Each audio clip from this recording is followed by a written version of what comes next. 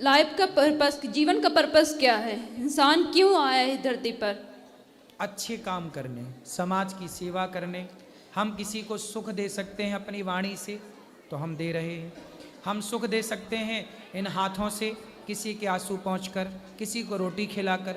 ये जीवन इसलिए मिला है कि हमारा शरीर किसी के काम आए, सेवा में काम आए।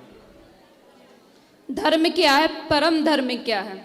धर्म क्या है? परहित सरिस धर्म नहीं भाई। समाज की सेवा करना, धर्म न दूसर सत्य समाना। परम धर्म क्या है? सवई पुंसाम परो धर्मो यतो भक्ति रधोक्षजे अहि तुक्य प्रतिहता ययात्मा संप्रसिद्धति। निष्काम निष्कपट होकर के ईश्वर की आराधना करना और दया, दया धर्म का मूल है। यही परम धर्म है, दया। आज जो यूथ आपकी इतनी कथाएं सुनता है, ठीक है ना, जब तक वो कथाओं का चिंतन नहीं करेगा तो यूथ बदलेगा कैसे? सही है, इसलिए कथाओं का चिंतन करना चाहिए। आज इतनी कथाएं हो रही हैं फिर भी इतना कलयुग है। कलयुग तो बेटा कथा है इसलिए थोड़ा सा बचा है। बोलते हैं बहुत लोग कि आज व्यासपीठ बिजनेस बन गई है। बताइए। बोलने वाले तो माता सीता को भी बोलते हैं कि रावण के यहाँ रह के आई हैं, पता नहीं शुद्ध है कि नहीं। तो बोलने वालों ने तो माता सीता को नहीं छोड़ा, तो तुम्हें और हमें थोड़ी छोड़ेंगे दुनिया वाले लोग। तो बैठे ही बोलने के लिए। हाँ, ठीक है, दुनिया बोलती है, समाज बोलता है, ठीक है ना, लेकिन यही समाज आपकी कथा भी तो सुनता है ना। इन्हें चाहिए ना कि हम भगवत गीता पढ़ें, हम अपने आप को जानें। जब तक इंसान धरती पर आया, अपने पर्पस को नहीं जाना, अपने लाइफ को नहीं जाना, तो कथा कितनी भी सुन लेगा पर उसे मतलब नहीं निकलेगा। कथा सुनते रहिए, सुनते रहिए, सुनते रहिए, सुनते रहिए। आज नहीं कल, कल नहीं परसों। वो कथा आपको एक दिन मजबूर जरूर करेगी बदलने के लिए। करत करत अभ्यास के। रस्सी, कुएं की रस्सी से पत्थर घिस जाता है कि नहीं? घिस जाता है। फिर आप रस्सी लो और पत्थर लो, रस्सी से पत्थर घिसो तो आपके घिसने से ना घिसेगा।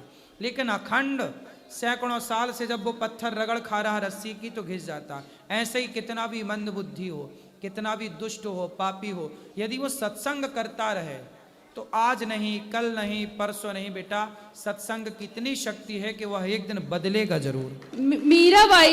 मीराबाई जब आई थी तो उन्होंने समाज को बहुत कुछ दे के गया है ना। उन्होंने समाज को भी शुद्ध भक्ति दी जो आज के लोग बहुत, हमारे सिया राम बाबा है, ठीक है ना, वो सिया राम बाबा वो इतने शुद्ध, वो सबसे मिलते थे। लेकिन आज हम किसी बड़े लोगों से मिलने जाएं तो अगर कोई नेता मथानी आएगा तो तुरंत मिल लेगा, क्योंकि पैसा है उसके पास तो तुरंत मिल लेगा। और यही कोई सामान्य वर्ग का आता है उसे तुरंत निगलेक्ट कर दिया जाता है। ऐसा क्यों होता है ये बताइए? जिसके हृदय में सच्ची भक्ति होती है, सच्चा हृदय होता है, सरल हृदय होता है, दीन होता है ना, भक्त को सदा दीन रहना चाहिए ना, तो फिर क्यों इग्नोर कर देता है बताइए? आखिर व्यासपीठ में तो यही सिखाया जाता है। हम जब से अभी आपसे हम मिल रहे हैं कि नहीं?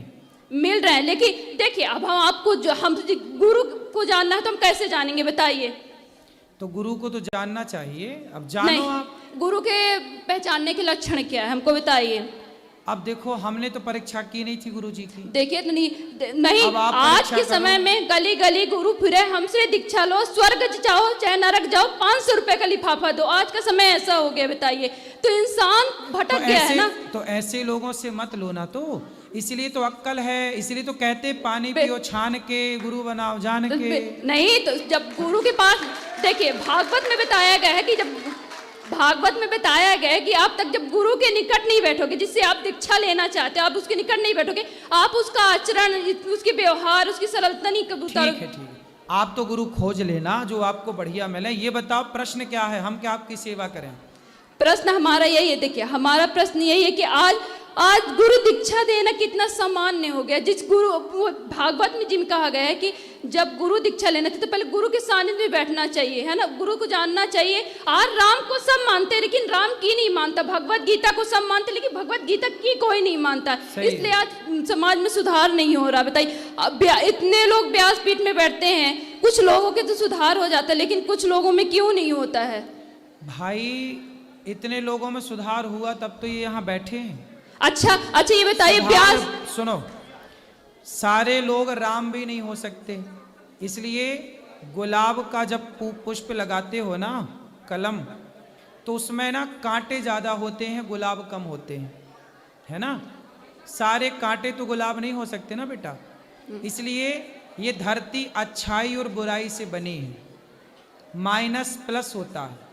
उसी तरह अच्छाई और बुराई दोनों रहेगी। यदि हाथ का ये पहलू है तो ये पहलू भी है।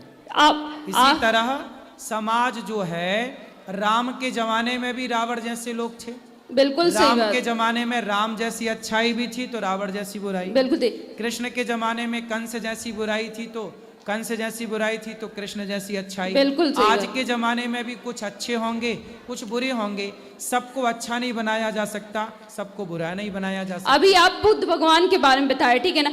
वो बुद्ध भगवान मूर्ति पूजा के लिए इग्नोर करते थे, ठीक है, लेकिन वही बुद्ध भगवान ये कहते हैं कि आप अपने आप को क्यों नहीं जानते हो।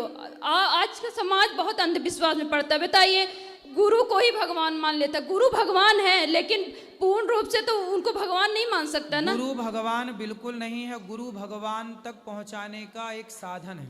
लेकिन आज तो यूथ वही कर रहा ना, गुरु को ही नहीं बेटा, आप ये सब चक्कर में ना पड़ो। लोग भगवान को भगवान मान रहे हैं, गुरु को गुरु ही मान रहे हैं, ठीक है। इसको बहुत गंभीर, ऐसे कहने से नहीं होता।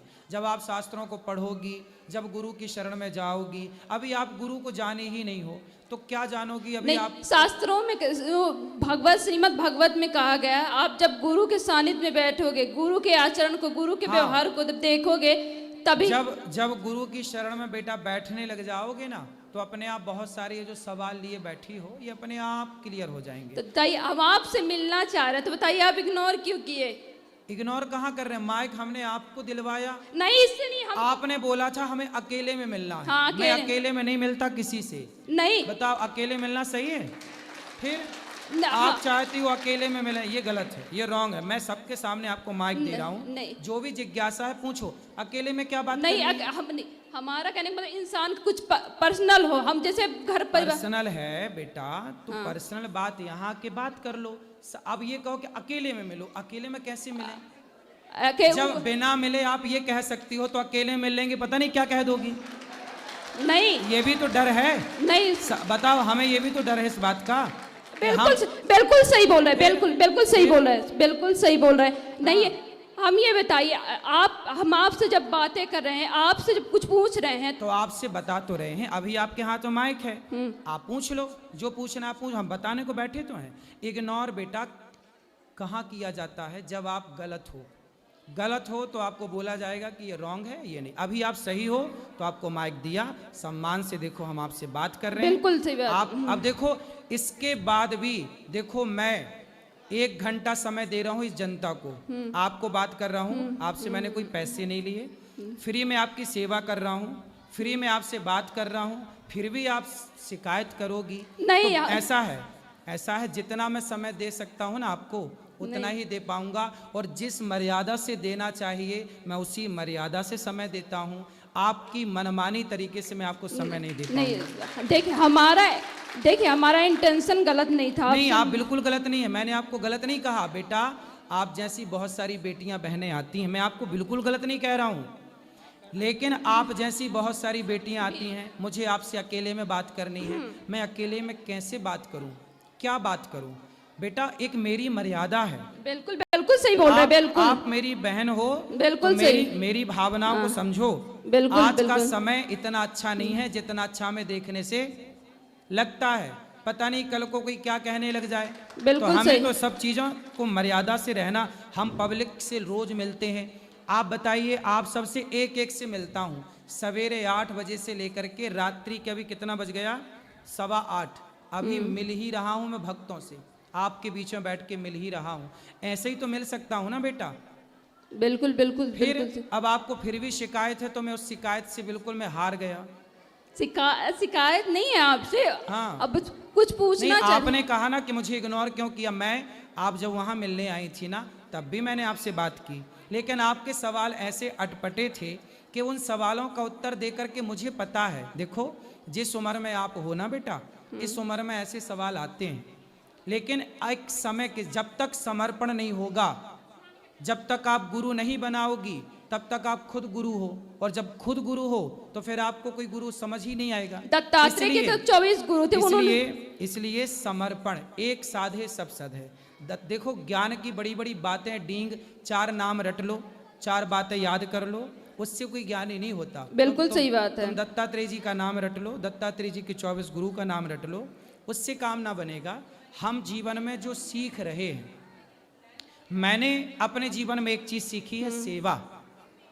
तो मैं माताओं की सेवा करता हूँ। अब गौरी गोपाल आश्रम में देखो अन्य क्षेत्र चलता है, कोई भी आया, आपने भोजन किया? हाँ किए, बहुत अच्छा था। फिर तो मेरे से सेवा यही बन रही है कि मैं, आप आती हो तो आपको भोजन कराऊं, आती हो माइक लेके बात कराऊं। अब इसके अतिरिक्त और आप समय मांगो कि हमें अकेले में, हाँ आपके साथ आपकी माँ होती ना बेटा, तो मैं आपको अकेले में आपकी माँ के साथ जरूर मिलता। नहीं ये है ना, अब हम वैसे नहीं बोल रहे थे। मेरे को बाद में पता चला कि ये भाई आपके साथ। हाँ मैं आपको बताना चाह रही थी, वो बोलने नहीं दे रहा था ना लेकिन कोई। जब आप इतना सारा बोल रही थी ना, तब आपने ये नहीं बताया था कि मेरा भाई मेरे साथ है।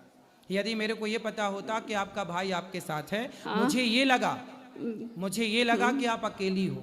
नहीं और जब नहीं आप गुरुजी, अकेली हो तो अकेली बहन बेटी से अकेले में नहीं मिलना नहीं पाप है। अब इतना गुरुजी कथा सुनते तो इतना हम बोलना चाह रहे थे, लेकिन बोलने नहीं दिया अभी कोई। बोल लो, माइक आपके पास है, सवाल क्या है? प्रपंच में ना उलझो, इसका कोई अंत नहीं है ना बातों का। बिल्कुल सही बात। अब बताओ। अब नहीं, अब मिलना चाहेंगे तो मिलेंगे।